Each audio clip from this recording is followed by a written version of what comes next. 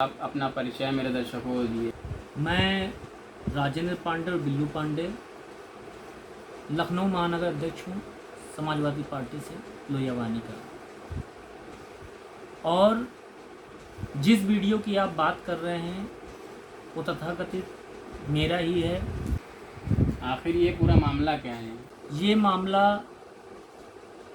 हमारी टीम का ही एक साथी जिसका नाम सैफ खान है, जो कि पदाधिकारी भी है लोहियावानी टीम में, उसके साथ पिछले समय कुछ लोगों ने मिलकर एक साजिश के तहत अपराध घटित किया है।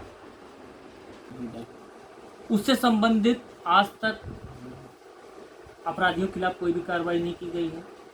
मैं बताता चलूँ आपको, यहाँ तक कि जब शिकायत की गई लोकल पुलिस को, लोकल पुलिस में इसमें गंभीरता नहीं दिखाई, जिसकी वजह से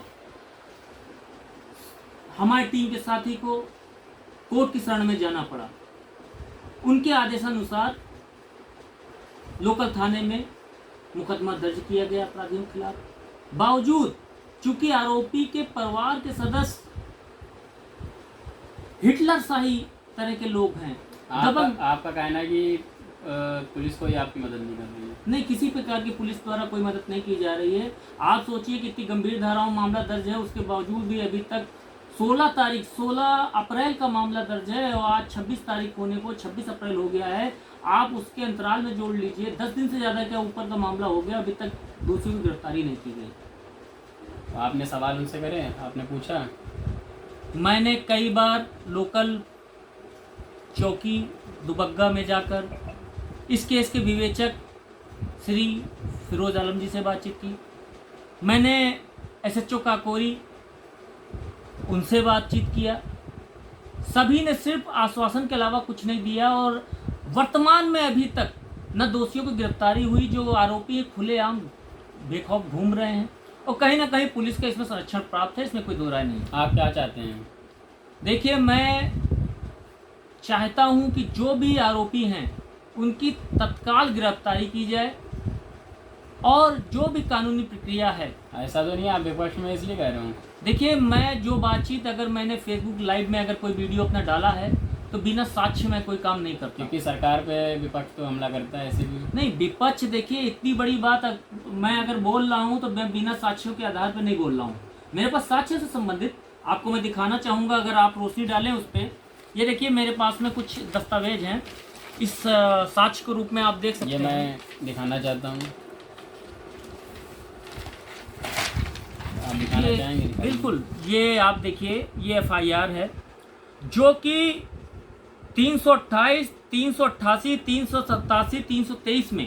तो ये 10 साल से ऊपर की सजाएं हैं, इसमें क्यों नहीं गिरफ्तारी हुई? यही तो सोचने वाली बात है कि 10 साल से ऊपर सजा होने के बाद भी गिरफ्तारी नहीं की जा रही है, क्योंकि आरोपी के घर का एक सदस्य खुद पुलिस में है, इसलिए पुलिस उसको संरक्षण दे रही है।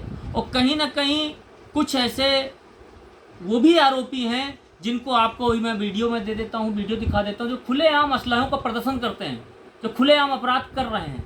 आप पुलिस क्यों नहीं गिरफ्तार कर रही है उसको? यही तो सोचने का विषय है।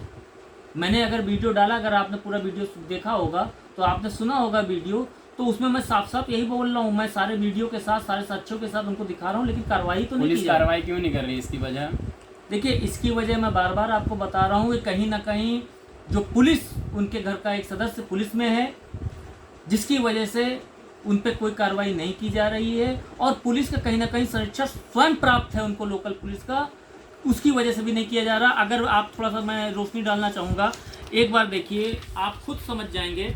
ये देखिए, ये एसीपी काकोरी आशुतोष कुमार जी की रिपोर्ट है, जो ऑनलाइन IGRS के माध्यम से प्राप्त हुई, जिसमें आप साफ साफ देख सकते हैं कि उन्होंने भी इस प्रकरण में कहा कि दोषियों द्वारा अपराध घटित किया गया है। यही नहीं, ये देखिए, इसके बाद मैं आपको दिखाना चाहूँगा कि ये देखिए, चौकी इंचार्ज दुबग्गा के फिरोज आलम जी साफ साफ इसमें बोल रहे हैं, अपनी रिपोर्ट में लिख रहे हैं कि अपराधी को मानसिक शारीरिक रूप से परेशान किया गया, उससे ब्लैकमेलिंग की गई, उससे पैसे की उगाही की गई। तो आखिर जब 13 अप्रैल को, तो अभी तक कार्रवाई क्यों नहीं हो रही इनके खिलाफ? आप ऊपर गए इससे? मैं एसीपी साहब तक बात कर चुका हूँ, जो पीड़ित पक्ष है वो कमिश्नर साहब के यहाँ भी जा चुका है, वहाँ से भी आदेश हुआ है, लेकिन लोकल पुलिस कान में उंगली डालकर बैठी हुई है। उसे कोई फर्क नहीं पड़ता है, क्योंकि उसे जो मनमानी करनी है, उसका कहना है कि कोई कुछ भी हो जाए, मुझे जो करना है मैं वही करूंगा, और उसी धरने पे वो चल रहे हैं। पुलिस पे क्या आरोप लगा रहे हैं? किस बात का? क्या पुलिस पे मैं आरोप नहीं लगा रहा हूँ, पुलिस में मैं साक्ष्यों के आधार पर आरोप लगा रहा हूँ कि जो इनके, या तो वो कहते हैं ये रिपोर्ट झूठी है, अगर रिपोर्ट सत्य, उनके हस्ताक्षर हैं, उनके मोहर हैं। एक बात बताइए, जब पुलिस मान रही है अपराध की पुष्टि हुई है, जब झूठी नहीं है तो फिर गिरफ्तारी क्यों नहीं हो रही? ये तो उनसे पूछने का विषय है।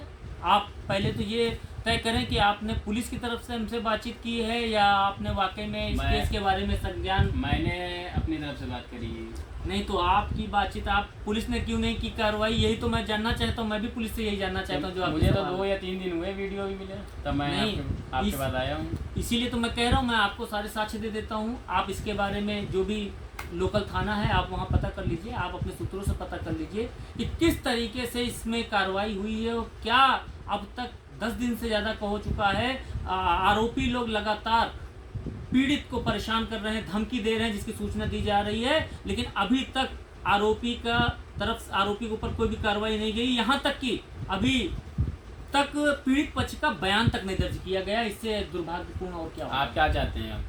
देखिए, मैं सीधे तौर पे चाहता हूँ कि दोषियों पे तुरंत कार्रवाई होना चाहिए, उनकी गिरफ्तारी होना चाहिए और अपराधियों के अंदर खौफ होना चाहिए कानून का। इस सरकार तो ऐसे ही अपराधी चले गए हैं बाहर, यूपी छोड़ के। अच्छा, एक बात बताइए कि बुलडोजर अभी तक किसी उद्योगपति के यहाँ चला है क्या? बुलडोजर अगर चल रहा है तो किसके ऊपर चल रहा है? चला क्यों नहीं है? किसके मुख्तार अंसारी पे चला है। मुख्तार अंसारी क्या नाम है, कोई उद्योगपति थोड़ी ना है। अगर बातचीत करें, बुलडोजर सबसे ज़्यादा तो गरीब आदमी पे चल रहा है, उनके ठेलों पे चल रहा है। अगर अवैध कॉलोनी की बात करते हैं कि अपराधियों ने अवैध कॉलोनियां बसाई हैं, तो एक बात बताइए, अपराधियों का बुलडोजर चलाइए ना, जो वहां पे अपना मकान बना के रह रहा है, जिसने 10 लाख 5 लाख अपनी जिंदगी भर की कमाई लगा दी, आप उनके घर की अवैध गिरा रहे हैं, अवैधों पे बुलडोजर चल रहे हैं। जो उद्योगपति बड़े बड़े पैसे वाले हैं, पैसे वालों पे नहीं चल रहे हैं, वहाँ पे जो कॉलोनियां बनी हुई हैं, उनका कहना है अपराधियों ने उनको बेचा है और क्या नाम है, उनके ऊपर बुलडोजर चला रहे हैं। आरोप अपराधी तो बेच के निकल गए। अब जो वहाँ पे लोकल क्या नाम है लोग रह रहे हैं, जो 50-50 60 साल से रह रहे हैं, आपने उनको मतदान का हक दिया, उनको पास आधार कार्ड है, उनको बिजली का कनेक्शन है। आपने यहाँ तक कि अगर 1-2 लोग ऐसे भी हैं जिनको पीएम उसका आवास योजना का भी आपने लाभ दिया, तो आपने किस आधार पे किया? अगर वो गलत थी अवैध कॉलोनी, तो आपने क्यों नहीं चिन्हित किया? अभी तक आप क्या कर रहे थे? आप सरकार पे निशाना है। सरकार पे निशाना, देखिए आखिर ये प्रणाली जो है, ये अफसरशाही जो है, ये सरकार की तो है। मैं प्रशासन से नहीं बात करूंगा, पूछूंगा, मैं सरकार से कोई प्रश्न नहीं करूंगा, तो मैं किससे करूंगा? अभी तो नई सरकार का गठन हुआ है, क्या आप चाह रहे फेल है सरकार? सरकार नई गठन नहीं, पुराना गठन भी इसका फेल था, नए गठन तो और भी फेल है। एक बात बताइए, इससे ज्यादा आम आदमी क्या दावे कर रहे हैं? मैंने बहुत काम करा है पिछली बार में भी, अभी भी। उनके दावे पूरी तरह खोखले हैं। मैं आपको साक्ष्य दिखा रहा हूँ, साक्ष्य के आधार पर जब एक पीड़ित की तरफ से पीड़ित के पक्ष में कार्रवाई नहीं की जा रही है, आरोपियों को बचाया जा रहा, तो आप सोचिए कि आम जनमानस का क्या हाल होगा। तो आप क्या चाहते हैं? इंसाफ मिलना चाहिए। बिल्कुल इंसाफ मिलना चाहिए। मेरा कहना है कि पीड़ित पक्ष को बिना किसी भेदभाव को इंसाफ मिलना चाहिए, दोषियों के ऊपर कार्रवाई होना चाहिए और तुरंत उनकी गिरफ्तारी करके आरोपियों को जेल भेजना चाहिए।